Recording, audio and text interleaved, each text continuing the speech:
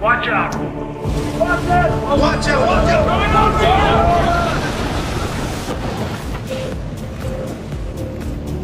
这是马克船长在阿拉斯加捕捞松叶蟹的真实场景。此刻，船员们正在欢呼雀跃地工作着，因为他们今天的陷阱收获满满。他们可是碰到了10年难得一见捕蟹场景，一个螃蟹笼子居然就捕到600多只肥美的松叶蟹，让马克船长都尖叫起来。这期我们一起看看渔民是如何在狂风巨浪的白令海捕捞螃蟹。捕蟹过程令人看得手心出汗，心跳加速。捕捞松叶蟹是天气最冷最恶劣的时候，室外气温可达到-40多度，去往指定的海域如同去北极，海面都被浮冰所覆盖。当然，没有被冰层覆盖的海域却变得更加危险，渔船承受着狂风巨浪。幸好这种捕蟹船都是经过特别设计来抵御这样的巨浪，如果是一般的渔船，恐怕渔船都被海浪给撕成千万块碎片。船长马克开着捕蟹船乘风破浪地来到指定海域，他们这次要将200只笼子投放在这片海域。每次投放陷阱前，船员就会钻进笼子里挂上诱饵。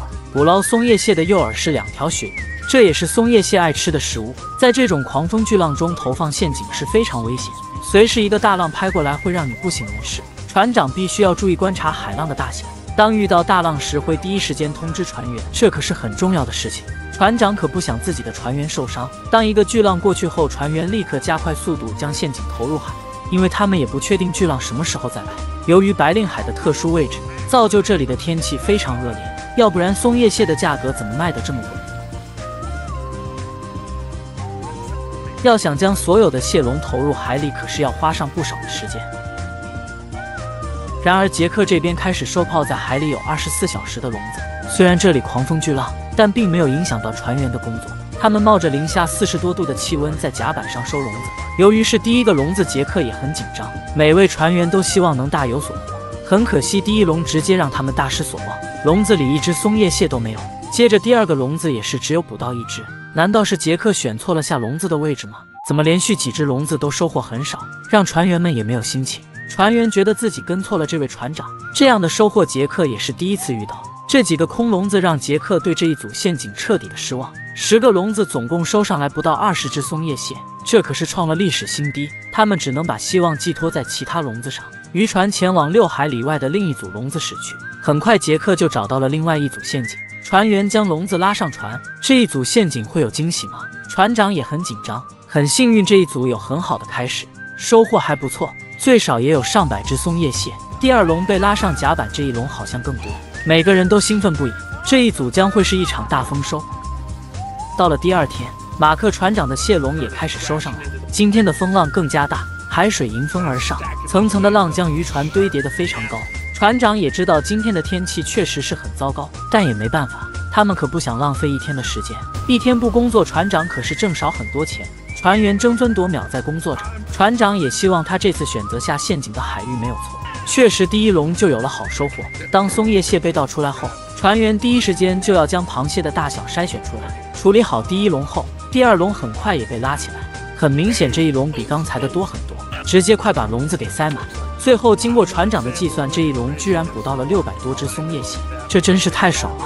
按照国内一只松叶蟹也要几百块的价格来算，大家可以算算这一笼就能价值多少。一笼就捕到这么多，让船员还沉浸在愉快之中。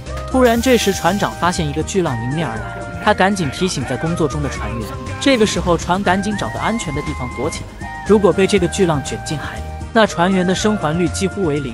每次大浪过后，船长都会清点一下甲板上船员的人数，因为以前发生过海浪把人卷入海里，大家忙碌了半天才发现少了1个人的闹剧。结果掉进海里的那位船员早已经领了盒饭。这一组陷阱确实很不错，每一笼捕到的松叶蟹都有好几百只，船员们忙得不亦乐乎。虽然风浪这么大，危险指数也很高，但毫不影响他们对这份工作的热情。海水经常会从衣领灌进身体，可想而知，在-40几度的甲板上工作是多么的困难。身体素质不好的，估计早就感冒发烧了。能支撑船员在如此危险和艰苦的甲板上工作的，也只有高昂的报酬。正所谓富贵险中求，3个月的捕捞季坚持下来，船员基本都可以过上自己想要的生活。毕竟没有比穷更可怕的事情。今天收获满满，让船长满载而归。马克的船舱也被塞满了松叶蟹。他们回到码头，把螃蟹卸下船。船长对这次得收获也十分满意。这一趟一共收获了12万磅松叶蟹，每一磅是9美元。大家可以算算这一趟船长就能挣到多少。但是这种收入我确实不太羡慕，因为这是他们用生命冒险得来的。好了，这期就分享到这，我们下期不见不散。